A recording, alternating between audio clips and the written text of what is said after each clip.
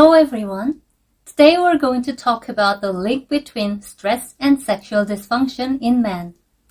Unlike women, men don't process stress and store it in their memory, but rather when it comes to stress, they either eliminate it or avoid it. This means that they are generally vulnerable to stress, but some men are more prone to sexual dysfunction than others. Let's take a look at the underlying reasons for this difference.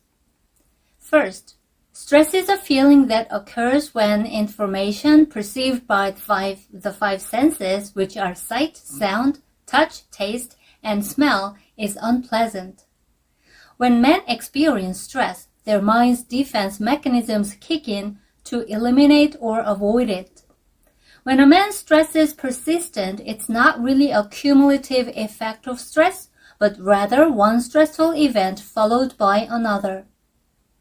In order for a man to eliminate stress, he must convert the information perceived by his sensory organs due to a stressful event into a good mood, which means he must indulge in fun and pleasure, which we call healing. Even if the information that causes stress is blocked, it's not the end of the story. Men may feel relaxed and comfortable after blocking stress, but they won't have the passion to do something again. So men must generate passion by immersing themselves in post-stress pleasure. This is where sex comes in. The more stressful and intense the situation is, the more men are likely to turn to sex to relieve it, because what gives them the most fun and pleasure in the moment is sexual information. Men don't really think about sex at all when they are in a stressful situation, regardless of their sexual functioning. Sexual desire occurs the moment when they want to block out that stress and immerse themselves in pleasure.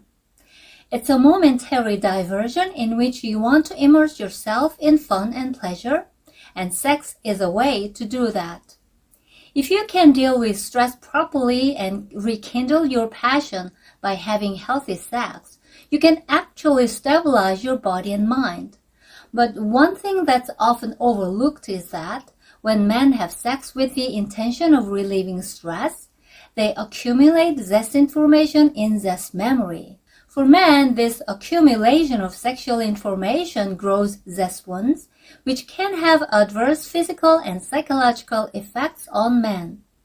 When a man thinks about sex, it doesn't have much of an effect on his zest memory, but when he actually has sex, it triggers a lot more zest information and zest wounds than just thinking about it. For example, if you think, I've been really stressed out at work and I really want to blow off some steam, it doesn't have much of an effect.